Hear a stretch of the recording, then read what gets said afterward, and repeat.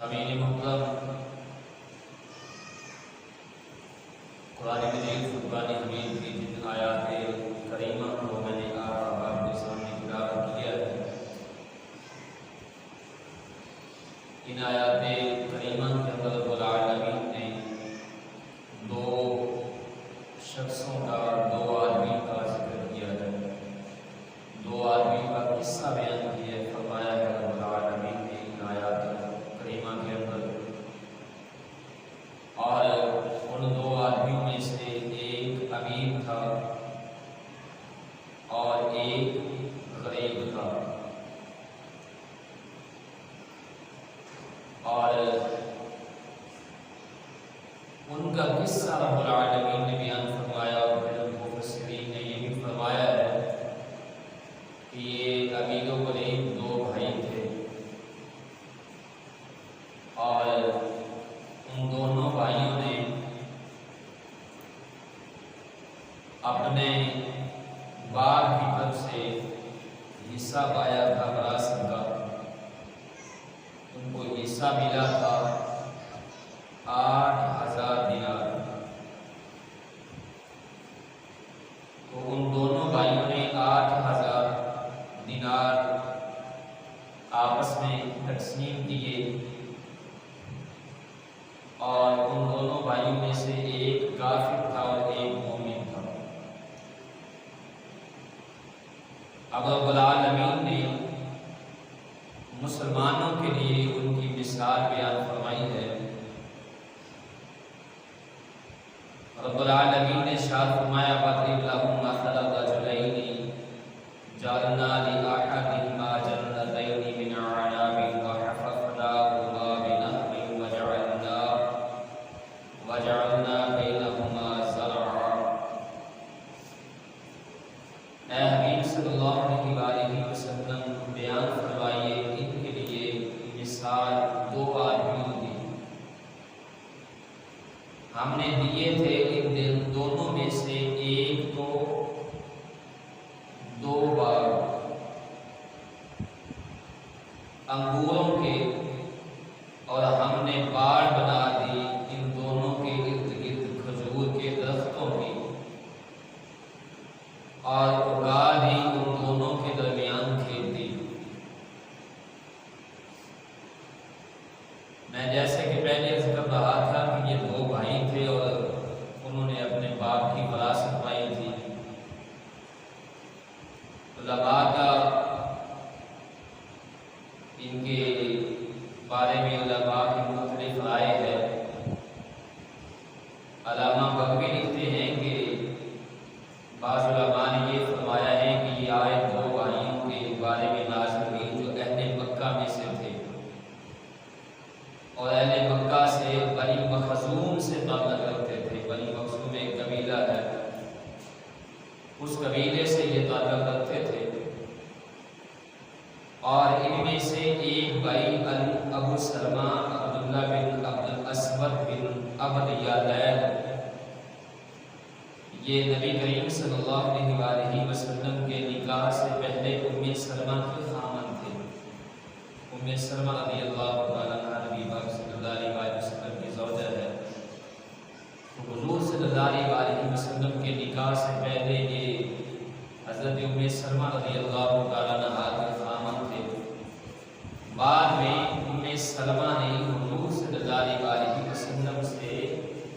نکاح فرما لیا۔ حضور صلی اللہ علیہ وسلم کے ادب میں آئی ام سلمہ رضی اللہ تعالیٰ عنہ۔ ابو سلمہ مومن تھا، اور اس کا دوسرا بھائی اسود بن عبد الاسود بن عبد یالیل یہ کافر تھا۔ بعض علماء فرماتے ہیں کہ یہ عیینہ اور اس کے ساتھیوں کا حضرت سلمان فارسی اور اپنے جیسے درویشوں کے ساتھ جو طرز عمل تھا اس کی مثال بیان کی گئی ہے۔ لیکن بعض علماء نے یہ کہا ہے کہ یہ دو شخص تھے بنی اسرائیل میں، اور بنی اسرائیل میں سے دو شخصوں کا یہاں قصہ بیان کیا جا رہا ہے۔ بہرحال دو آدمیوں کا یہاں قصہ ہے۔ ان آیات کریمہ میں ان میں سے یہ دو بھائی تھے، ان میں سے ایک کافر تھا اور ایک مومن تھا۔ تو اللہ تعالیٰ فرماتا ہے کہ ان دونوں میں سے ایک کو ہم نے دو باغ دیے، اور باغ کیسے تھے؟ انگوروں کے وہ باغ تھے، اور ان کے ارد گرد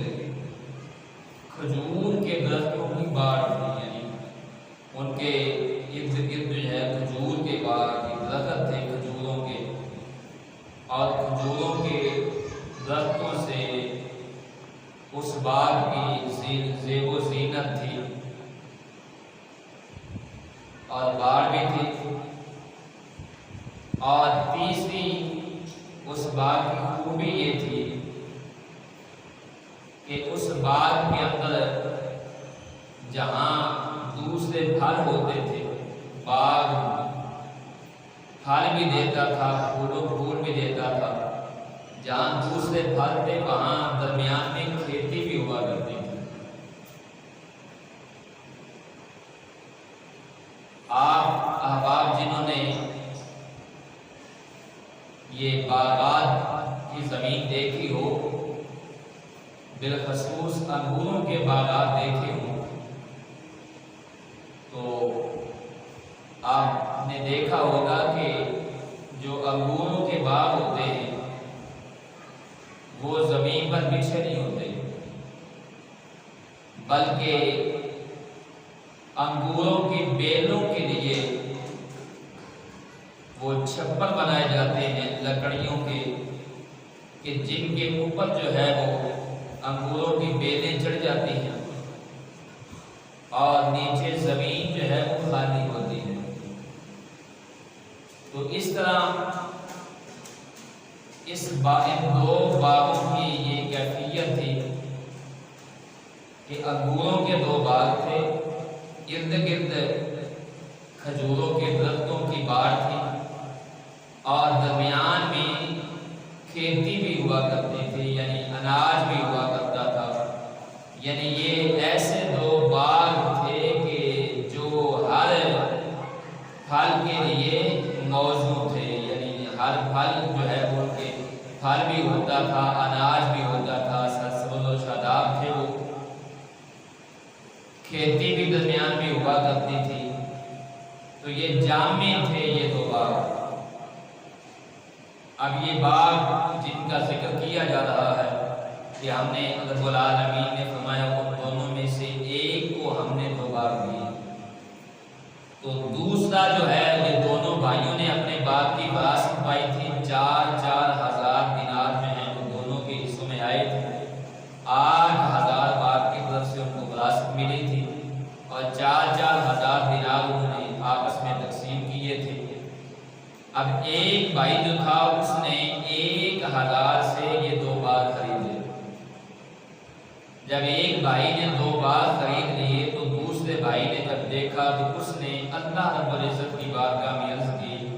اے اللہ، فلاں بندے نے دنیا کے اندر باغات خریدے ہیں 1,000 دینار کے بدلے، تو اے اللہ میں 1,000 دینار کے بدلے تجھ سے جنت خریدتا ہوں، جنت کا سودا کرتا ہوں۔ تو اس نے 1,000 دینار اللہ کی راہ میں صدقہ کر دیا۔ اب دوسرے بھائی نے بعد میں 1,000 دینار کا گھر خریدا، تو جب اس نے گھر خریدا تو دوسرا جو مومن بھائی تھا، مسلمان تھا، اس نے پھر رب العالمین کی بارگاہ میں عرض کی، اللہ، فلاں نے 1,000 دینار کے بدلے گھر خریدا ہے، تو میں تجھ سے 1,000 دینار کے بدلے میں جنت میں گھر کا سودا کرتا ہوں، جنت کا دار ہوں۔ تو اس نے 1,000 دینار پھر جو ہے وہ اللہ کی راہ میں خرچ کر دیا۔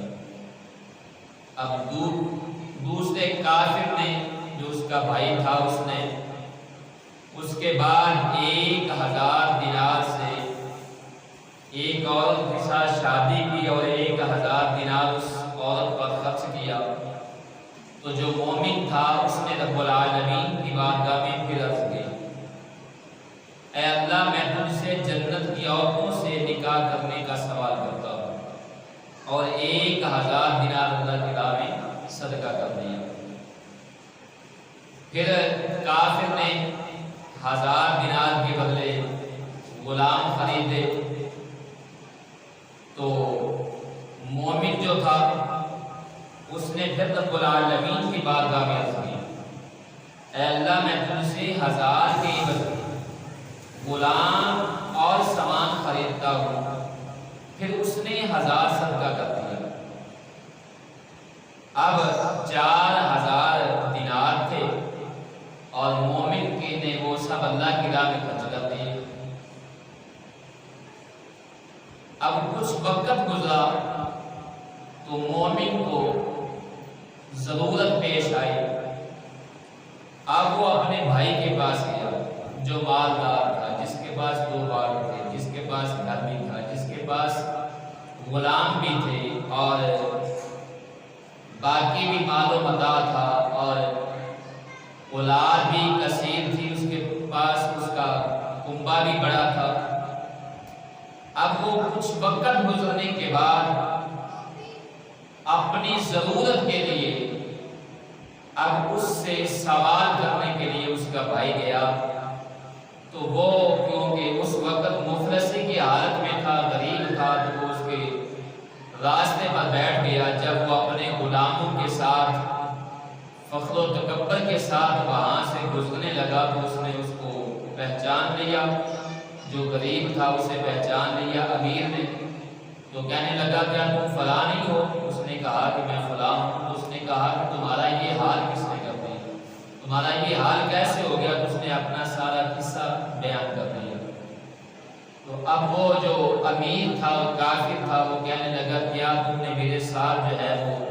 حصہ نہیں پایا تھا؟ ہم دونوں کو برابر کا حصہ ملا تھا۔ اس نے کہا کہ میں نے وہ اپنا مال جو ہے وہ اللہ کی راہ میں خرچ کر دیا، اب مجھے کچھ حاجت پیش آئی ہے تو میں آپ کے پاس آیا ہوں کہ ہو سکتا ہے کہ میرا بھائی میرے ساتھ کوئی نیکی کرے اور تعاون کرے۔ تو آگے سے اس نے ڈانٹ دیا، کہا کہ تو نے سارا مال جو ہے فقیروں کے اندر، غریبوں کے اندر تقسیم کر دیا ہے، تم بڑے سخی ہو، فلاں ہو، یہ ہو۔ تو ڈانٹ کر اس کو جو ہے نا وہ کہا کہ چلو یہاں سے نکل جاؤ۔ اور ایک روایت میں یہ ہے کہ وہ مالدار کے پاس اس کا مومن بھائی جو غریب تھا وہ کبھی کبھار ملنے کے لیے آتا تھا، تو اس کے پاس وہ ملنے کے لیے جب آیا اس نے اپنے غریب بھائی کا ہاتھ پکڑا اور باغات میں لے گیا، اور وہاں جا کر اس نے اپنا باغات اسے دکھایا، اور باغات دکھا کر اب اسے کہنے لگا دیکھو یہ کتنا خوبصورت باغ ہے، اس کے ارد گرد جو ہے وہ کھجوروں کے درختوں کی باڑ بھی ہے، اور اس کے اندر کھیت بھی ہوتا ہے۔ پھر یہ سے بڑی بات یہ ہے کہ ان دونوں باغوں کے درمیان سے نہر بھی گزرتی ہے، اللہ نے نہر بھی جاری کر دی۔ اللہ تعالیٰ فرماتا ہے کہ تلک الجنتین آتت اکلہا ولم تظلم منہ شیئا وفجرنا خلالہما نہرا۔ اللہ فرماتا ہے کہ یہ دونوں باغ اپنے اپنے پھل لائے اور نہ کم ہوئی ان سے کوئی چیز، اور ہم نے جاری کر دی ان کے درمیان نہریں۔ یعنی وہ اکثر بیشتر ایسا ہوتا ہے کہ کوئی باغ بھی ایک موسم میں اچھا پھل دیتا ہے تو دوسرے موسم میں اس کے پھل میں کمی آتی ہے، اور اللہ فرماتا ہے کہ یہ باغ جو ہم نے جو اسے دیے تھے یہ ایسے باغ تھے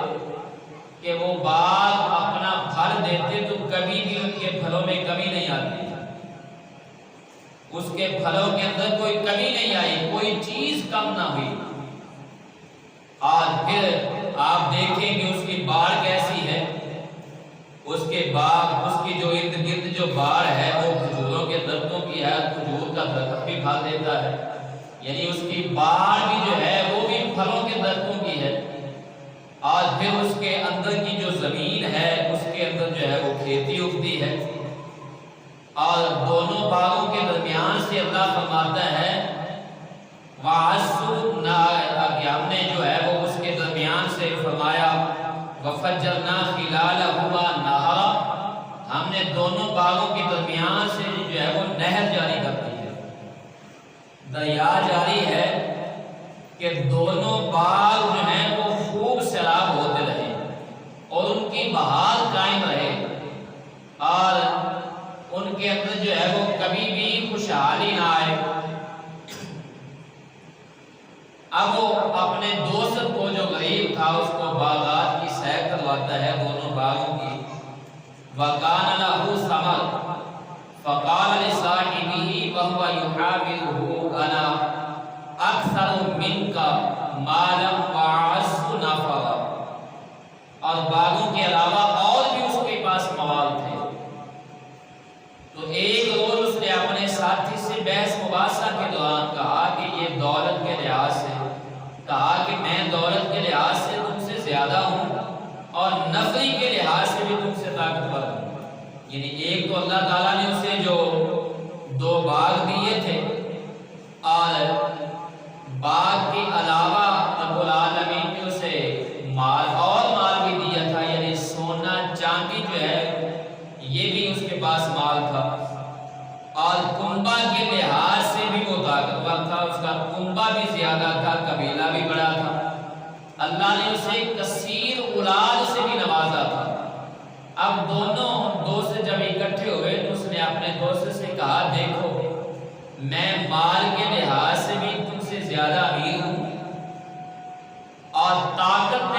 کے لحاظ سے بھی جو ہے مجھ میں طاقت زیادہ ہے، یعنی میرا قبیلہ بڑا ہے، اولاد زیادہ ہے، اور میرے پاس غلام بھی ہیں، تو تم غریب ہو، میرے پاس نفع بھی ہے۔ یعنی اس نے تکبر کیا، جبکہ دوسرے کے پاس اس وقت مال نہیں تھا، لیکن وہ اس کے پاس ایک دولت تھی۔ وہ دولت کیا تھی؟ وہ ایمان کی دولت تھی، وہ تقوی کی دولت تھی، وہ اس کے پاس ضرورت تھی جو مالدار کے پاس نہیں تھی۔ تو اس نے اپنے دوست سے کہا وَدَخَلَ جَنَّتَهُ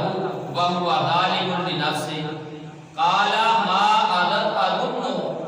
أَن تَبِيدَ هَٰذِهِ أَبَدًا،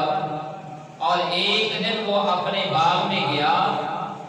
حالانکہ وہ اپنی جان پر ظلم کرنے والا تھا، کہنے لگا میں نہیں خیال کرتا کہ یہ سرسبز شاداب باغ کبھی برباد ہوگا۔ اگلی آیت میں ہے وَمَا أَظُنُّ السَّاعَةَ قَائِمَةً وَلَئِن رُدِدتُّ إِلَىٰ رَبِّي لَأَجِدَنَّ خَيْرًا مِّنْهَا مُنقَلَبًا، اور میں یہ خیال کبھی نہیں کرتا کہ یہ کبھی قیامت بھی برپا ہوگی، اور کہتا ہے اور بغرض محال، یعنی فرض محال اگر مجھے لٹایا گیا اپنے رب کی طرف تو یقیناً میں پاؤں گا اس سے بہتر باغ، اللہ مجھے اس سے بہتر عطا فرما دے گا۔ اب اس نے اپنے دوست سے کہا کہ دیکھو یہ تم باغات دیکھ رہے ہو کتنا سرسبز و شاداب ہے، اور پھل سے پھلوں سے لدا ہوا ہے، اور دیکھو اس کے درمیان جو ہے وہ نہر بھی جاری ہے، اور باغ کے درمیان کھیتی بھی ہے۔ تو کہنے لگا میں گمان نہیں کرتا کہ ایسا باغ بھی کبھی برباد ہو جائے گا، یعنی جو اتنا سرسبز ہو، اتنا پھل دیتا ہو، کبھی اس پر جو ہے وہ خزان آئی ہو، اور کبھی اس کو جو ہے وہ پانی کی قلت نہ ہوئی ہو، جس کے درمیان سے نہر جاری ہو، ہر وقت جو ہے وہ پانی سے اس کو بہار ملتی ہو، تو ایسا باغ کبھی برباد ہو سکتا ہے؟ اس نے کہا میں تو خیال ہی نہیں کرتا، میرا تو یہ گمان ہی نہیں ہے کہ ایسا باغ بھی کبھی برباد ہو جائے گا۔ اور ساتھ ہی کہنے لگا کہ بالفرض اگر یہ برباد ہو گیا، یعنی اگر اس نے کہا کہ اس کا اصل میں مقصد یہ تھا کہ یعنی کبھی قیامت نہیں آنے والے، نہ قیامت آئے گی نہ یہ باغ جو ہے وہ برباد ہوگا۔ تو کہنے لگا بالفرض اگر قیامت آ بھی گئی تو اللہ قیامت کے دن بھی جو ہے مجھے اس سے بہتر باغ عطا کرے گا۔ کیوں؟ اس کا یہ گمان تھا کہ دیکھو اللہ نے دنیا میں مجھے اتنا مال دیا ہے تو میں اللہ کا محبوب ہوں، اللہ کو میری ادائیں پسند ہیں، میرے جو اعمال جو ہیں وہ اللہ کو پسند ہیں، تو اللہ نے مجھے دنیا میں اتنا مال دیا ہے۔ تو جب اللہ نے دنیا میں اتنا مال مجھے عطا کیا ہے تو قیامت کے دن اللہ مجھے اس سے بہتر مال دے گا، اس سے زیادہ مال دے گا، میں تو اس کا محبوب ہوں، تب تو اللہ نے مجھے اتنا مال دیا ہے۔ اور تجھے دیکھو اللہ نے کس طرح تجھے رسوا کیا ہے اور تجھ سے مال چھین لیا ہے، آج تو بھوکا ہے اور ایک ایک روپے سے ترس رہا ہے، اور تو آج لوگوں کے دوسروں کے آگے ہاتھ پھیلا رہا ہے۔ اللہ نے تجھے دنیا میں اس طرح ذلیل کر دیا ہے تو قیامت کے دن بھی اللہ تعالیٰ تجھے ایسے ہی کرے گا۔ تو مجھے دیکھو اللہ نے مجھے عزت دی ہے، یعنی اس نے اپنی عزت کو اور اللہ کی بارگاہ میں اپنے محبوب ہونے کو یہ تصور کر لیا ایک مال پر کہ اللہ نے مجھے مال دیا تو یہ میری جو ہے نا وہ کسی عمل کی وجہ سے اور یہ میری محنت کا ثمرہ ہے۔ آج بھی کچھ لوگوں کے یہ خیال ہوتا ہے کہ ہم نے محنت کی ہے اور اللہ نے ہمیں بھاگ دیا ہے، ہم نے جناب یہ فلاں فلاں کام کیا ہے تو ہم مالدار ہو گئے ہیں۔ مگر اس کے دوست نے کیا کہا؟ قال له صاحبه وهو يحاوره اكفرت بالذي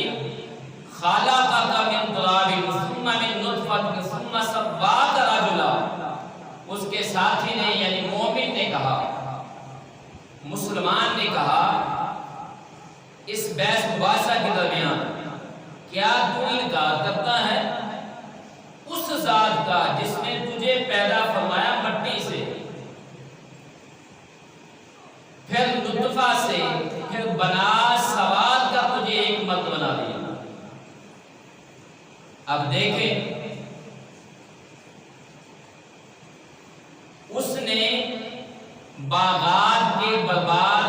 نہ ہونے کے بارے میں اپنا ایک گمان ظاہر کیا تھا، اور اس نے اپنا گمان ظاہر کیا تھا کہ اگر قیامت آ بھی گئی تو اللہ مجھے اس سے بہتر باغ دے گا۔ اس کے جواب میں مسلمان نے اسے جواب کیا دیا، اس کے رد میں مسلمان نے کیا کہا کہ تو اللہ کا انکار کرتا ہے، اس ذات کا انکار کرتا ہے جس ذات نے تجھے مٹی سے پیدا کیا اور پھر ایک نطفے سے پیدا کیا اور پھر تجھے مرد بنایا، بنا سوال کا تمہیں ایک سونے صورت دے دی۔ یعنی تو اس ذات کا انکار کرتا ہے، یعنی اس مال پر جو تم نے پورا بھروسہ کر لیا ہے اور قیامت کا انکار کر رہا ہے، تو گویا قیامت کا انکار کرنا اللہ کا انکار ہے، کیونکہ قیامت تو اللہ تعالیٰ کی کمال قدرت کی نشانیوں کی ایک نشانی ہے۔ تو گویا مال پر پورا بھروسہ کر لینا اور مال کو اپنی محنت قرار دے دینا اور یہی سمجھنا کہ یہ میری محنت کا پھل ہے اور اللہ نے جو مجھے دیا ہے، میں نے فلاں کام کیا، میں نے فلاں کام کیا تو اللہ نے مجھے مال دیا، تو گویا کہ اللہ کی ذات پر اس کا توکل اٹھ گیا، اللہ کی ذات پر جو ہے وہ جو اللہ رب العزت کی طرف اللہ تعالیٰ پر یقین ہونا تھا، رازق کا خالق کا اٹھ گیا۔ ہونا تو یہ چاہیے تھا کہ وہ کہتا کہ بھئی اللہ کے فضل سے ہے، اللہ نے مجھے عطا کیا ہے، اس میں میرا کوئی کمال نہیں ہے، یہ اللہ کے فضل سے ہے، اللہ نے مجھے دیا ہے اور میں امید کرتا ہوں کہ اللہ مجھے اس سے بہتر رزق دے گا اور اللہ تعالیٰ جو ہے اس سے میری آخرت اور دنیا کو سوار دے گا۔ مگر اس نے مال کو ہی دنیا اور آخرت بنا لیا اور مال کو ہی اپنے نجات جو ہے وہ لیا تو اب اس کے صاحب نے، اس کے ساتھی نے کہا کہ تو اس ذات کا انکار کر رہا ہے جس ذات نے تجھے مٹی سے پیدا کیا، پھر نطفے سے پیدا کیا اور پھر تجھے بنا سوار کر مرد بنا دیا، یعنی تو اپنی تخلیق پر غور کر، تو مٹی تھا، تو اللہ تعالیٰ نے جو ہے وہ عدم سے وجود بخشا تمہیں، تو غور کر جو رب کوئی بھی کاریگر ہو، ایک مثال پیش کر رہا، کسی کاریگر کے لیے پہلے سے کوئی چیز بنانا مشکل ہوتی ہے، جب وہ چیز بن جائے تو دوبارہ اسے بنانا کسی کاریگر کے لیے، دنیا کے کاریگر کے لیے مشکل نہیں ہوتی۔ تو اس نے کہا تو اپنی تخلیق پر غور کر، تو کوئی چیز نہیں تھا، اللہ نے مٹی سے تمہیں وجود بخش دیا، مٹی سے تمہیں پیدا کیا، تو ایک مٹی تھا، اور مٹی کے بعد تو ایک وہ نطفہ تھا، وہ ایک پانی کا قطرہ تھا جس سے ہر آدمی گھن کھاتا ہے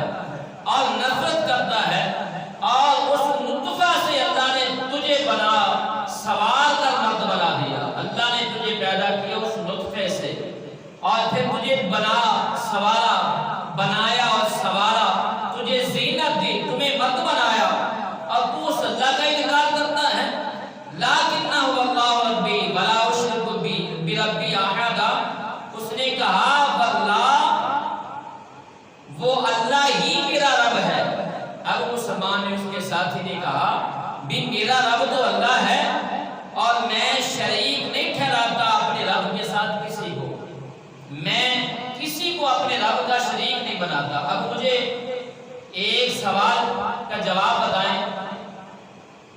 کہ اس مالدار نے، اس کافر نے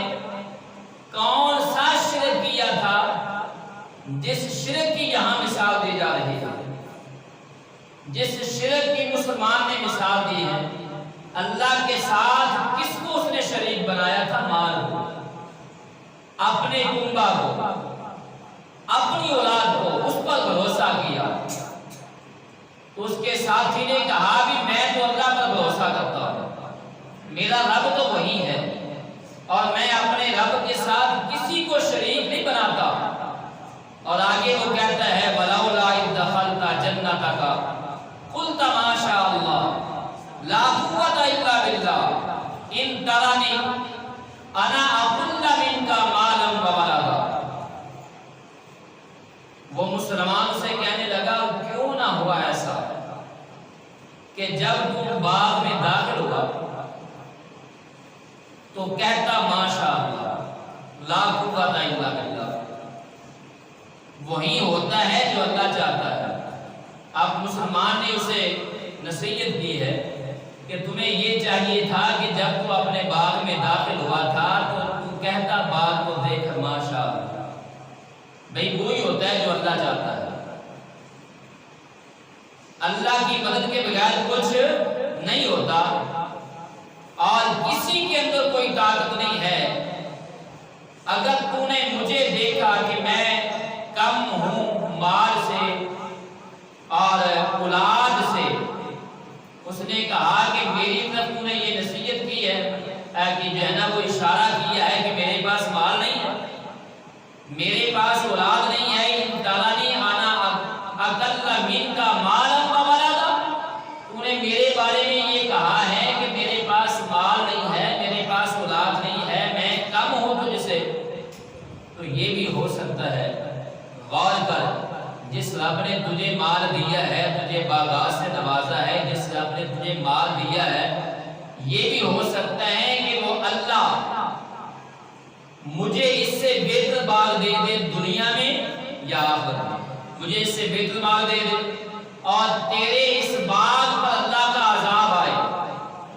اور اس کو بھسم کر دے، یہ چٹیل میدان ہو جائے۔ اللہ فرماتا ہے فَعَسَىٰ رَبِّي أَن يُؤْتِيَنِي خَيْرًا مِّن جَنَّتِكَ وَيُرْسِلَ عَلَيْهَا حُسْبَانًا مِّنَ السَّمَاءِ فَتُصْبِحَ صَعِيدًا زَلَقًا۔ اب اس مومن نے کہا، مسلمان نے کہا بس عجب نہیں کہ میرا رب مجھے عطا فرما دے کوئی بہتر چیز اس باغ سے اور اتارے اس باغ میں کوئی آسمانی عذاب، تو ہو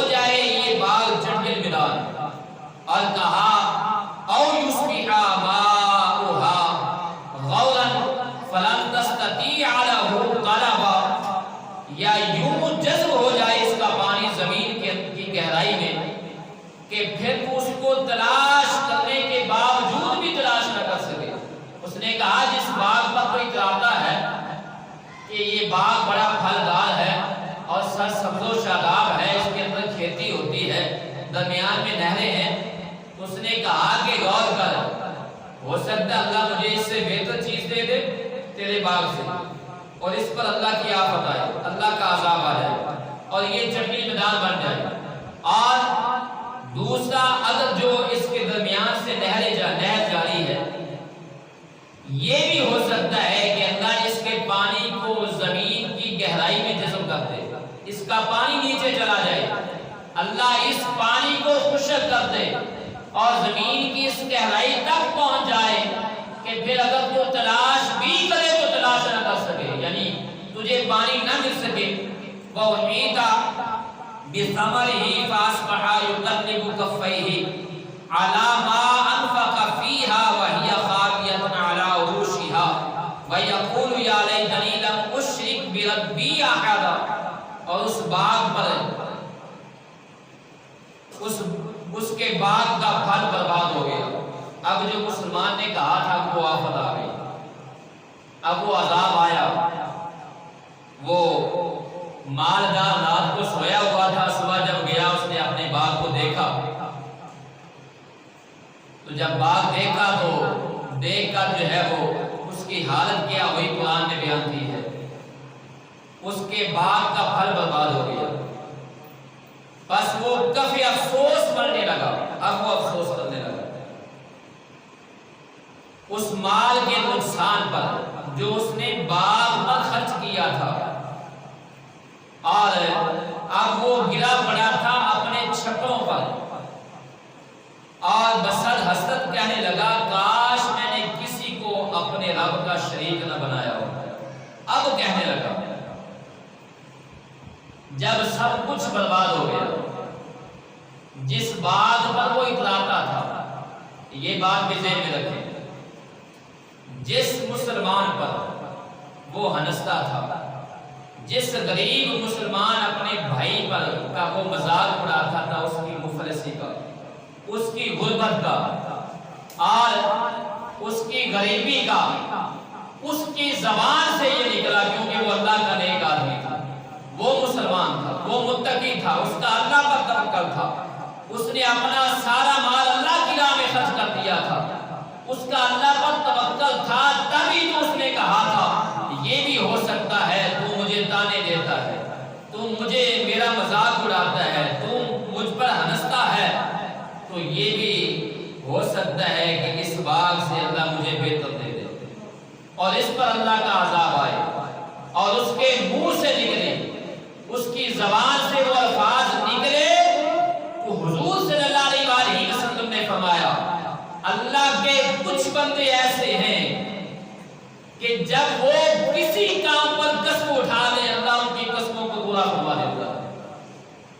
اور ان کا حال کیا ہوتا ہے، ایسے لوگوں کا حال کیا ہوتا ہے، انہوں نے بڑے بڑے جبے نہیں پہنے ہوتے، انہوں نے بڑی بڑی دستاریں نہیں سجائی ہوتی، ان کے ارد گرد جو ہے وہ غلام نہیں ہوتے، ان کے آگے پیچھے جو ہے وہ مریدین کا جو ہے وہ ایک لمبی قطاریں نہیں ہوتی، اور ان کے آگے پیچھے جو ہیں وہ کوئی گاڑیوں کا پروٹوکول نہیں ہوتا، جن کے بارے میں اللہ نے فرمایا اگر وہ اللہ کے ہاں کسی کام پر قسم اٹھا لے اللہ ان کی قسموں کو پورا فرما دیتا ہے۔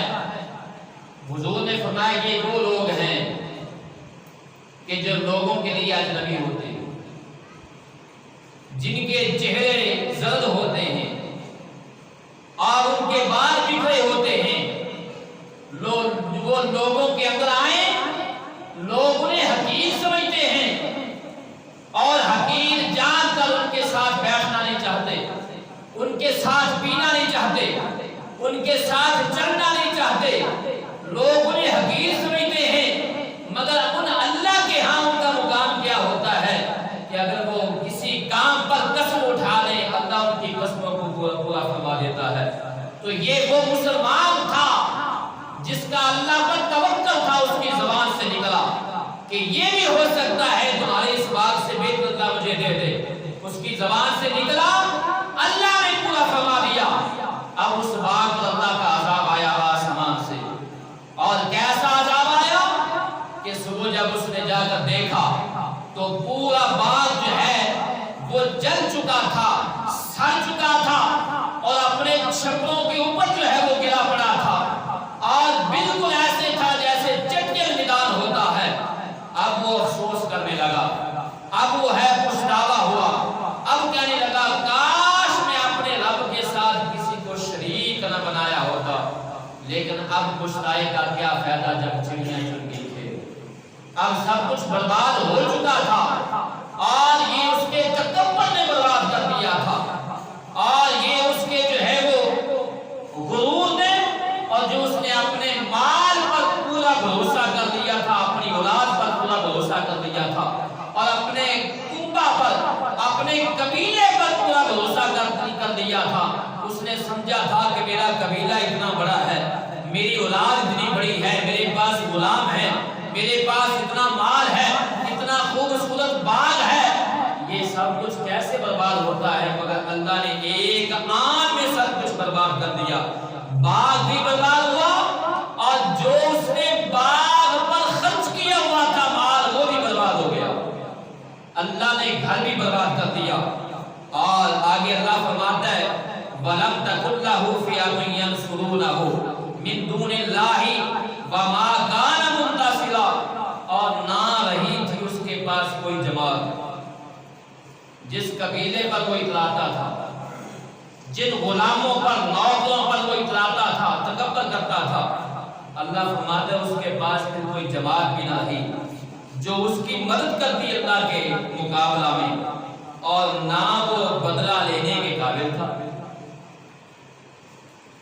اللہ نے اس کی جماعت کو، قبیلے کو بھی ختم کر دیا، اسے ایسے جو ہے وہ اللہ، اس پر ایسا اللہ کا عذاب آیا۔ هُنَالِكَ الْوَلَایَةُ لِلَّهِ الْحَقُّ هُوَ خَیْرٌ ثَوَابًا وَخَیْرٌ عُقْبًا، یہاں سے ثابت ہو گیا، اللہ فرماتا ہے یہاں سے ثابت ہو گیا کہ سارا اختیار اللہ سچے کے ہاتھ میں، اللہ سچے کے لیے ہے، وہی بہتر ثواب دینے والا ہے، اور اس کے ہاتھ میں بہتر انجام ہے۔ جب کوئی مصیبت آتی ہے، وہ کسی بڑے سے بڑے کافر پر بھی جب کوئی عذاب آتا ہے، جب کوئی مصیبت آتی ہے، جب کوئی مصیبت کا پہاڑ ٹوٹتا ہے، تو بڑے سے بڑا کافر بھی اس وقت ہر چیز کو چھوڑ کر اللہ کو پکارتا ہے، ہر چیز کو چھوڑ کر، جو دیوتا کے سامنے اپنے سر جھکانے والے ہوں، مندروں میں جا کر جو ہے وہ پوجا پاٹ کرنے والے ہوں، جو اپنے پادریوں کے سامنے اور اپنے راہبوں کے سامنے جھکنے والے ہوں، جب ان پر کوئی مصیبت آتی ہے تو اس وقت قرآن فرماتا ہے بڑے سے بڑا کافر بھی اللہ کے سامنے جھکتا ہے، اللہ ہی کو پکارتا ہے۔ یہ تو سب جانتے ہیں، کافر بھی ہو وہ بھی جانتا ہے میں نے ہمیشہ یہاں نہیں رہنا، ایک دن میں نے اس جہان سے مرنا ہے، ایک دن میری موت آنی ہے، یہ کافر بھی جانتا ہے، مگر موت پر مومن اور کافر کا عقیدہ الگ الگ ہے۔ بعض اوقات مسلمان اپنی غربت کی بنا پر، اپنی مفلسی کی بنا پر، اپنی غریبی کی تنگ دستی کی بنا پر، بعض بات ایک غریب مسلمان جو ہے وہ اکتا جاتا ہے، اور وہ کہتا ہے کہ دیکھو میں مسلمان بھی ہوں، میں نے اللہ کے محبوب کا کلمہ بھی پڑھا ہے، اللہ پر ایمان بھی لایا ہوں، اللہ کے رسول پر بھی ایمان لایا ہوں، کتاب پر بھی میں مسلمان بھی ہوں، اور مجھ پر اتنی تنگ دستی ہے اور کافروں کو اللہ نے وسیع مال بھی دیا ہے، وہ اللہ کے قرآن کو بھی نہیں مانتے، رسولوں کے بھی نہیں مانتے، وہ قیامت کو بھی نہیں مانتے، اور وہ اللہ تعالیٰ کے حکموں کے منکر بھی ہیں، اور ان کو اللہ نے ایسے نواز دیا، اور مسلمان جو ہے وہ مفلسی کی زندگی گزار رہے ہیں۔ بعض اوقات مسلمان اپنے کمزور ایمان کی بنا پر وہ اکتاتا ہے، اس کی زبان سے ایسے لفظ نکل جاتے ہیں، اور بعض اوقات کسی کے گھر میں اگر کوئی مصیبت آ جائے، کوئی غم ٹوٹے، تو بعض اوقات عورتوں کی زبان سے میں نے ایسے الفاظ سنے ہیں، اللہ ان کو ہدایت دے، کہتی ہیں یا اللہ آپ نے ہم پر یہ کیسا ظلم کر دیا، معاذ اللہ ثم معاذ اللہ، جبکہ اللہ کسی پر ظلم نہیں کرتا۔ یہ مال کفار کو اللہ مال دیتا ہے دنیا میں، کیوں؟ اس کو اللہ تعالیٰ نے دنیا میں سب کچھ دے دیا ہے، نواز دیا ہے، قیامت کے دن کافر کے لیے سوائے جہنم کے اور کچھ نہیں ہوگا، وہ ہمیشہ ہمیشہ جہنم میں رہے گا۔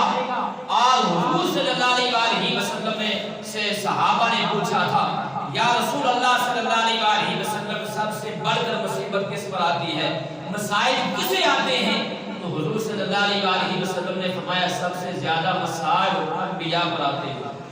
سب سے زیادہ مسائل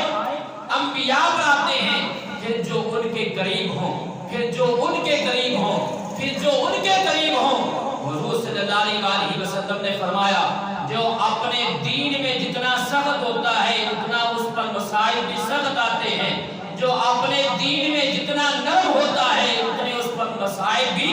نرم آتے ہیں، اور جو دین میں سخت ہو اور زندگی بھر مسائل جھیلتا جھیلتا گزر جائے، میرے کریم آقا نے فرمایا جب اس کی موت آتی ہے تو وہ اللہ کی بارگاہ میں ایسے جاتا ہے اس کے جسم پر اس کے کھاتے میں ایک گناہ بھی نہیں ہوتا، تمام گناہ دھل چکے ہوتے ہیں۔ اور جن کو آپ دیکھتے ہیں کہ دنیا کی زیب و زینت میں زندگی گزار رہے ہیں، اور بعض لوگ ایسے فخریہ الفاظ میں کہتے ہیں کہ مجھ پر تو اللہ کا بڑا کرم ہے، مجھے تو کبھی سر درد بھی نہیں ہوا، کبھی کوئی بیماری نہیں آئی۔ حضور صلی اللہ علیہ وسلم نے فرمایا جس کا حال یہ ہو کہ وہ سمجھے کہ مجھ پر اللہ کا کرم ہے، مجھے کبھی سر درد بھی نہیں ہوا، کبھی بخار بھی نہیں ہوا، میرے کریم آقا نے فرمایا اسے توبہ کرنی چاہیے، وہ اللہ کی رحمت سے دور ہے، وہ اللہ کی رحمت سے دور ہے، جس کو کبھی تکلیف نہیں آئی، کبھی اس پر مسائل نہیں آئے، کبھی اس کی کوئی پریشانی نہیں آئی۔ حضور صلی اللہ علیہ وسلم نے فرمایا وہ اللہ کی رحمت سے دور ہے، اسے تو توبہ کرنی چاہیے۔ کیوں؟ مسائل کی وجہ سے مسلمانوں کے گناہ معاف ہوتے ہیں، جو مسلمانوں میں سے گناہگار ہوں ان کے گناہ معاف ہوتے ہیں، جو نیک اور متقی ہوں ان کے اللہ درجات بلند کرتا ہے، اور کفار کو اللہ مال و دولت سے اموال سے آزماتا ہے۔ اللہ رب العزت کی بارگاہ میں دعا ہے اللہ تعالیٰ مجھے اور آپ احباب کو قرآن و سنت کو سمجھنے کی توفیق عطا فرمائے، آمین وہاں علیہ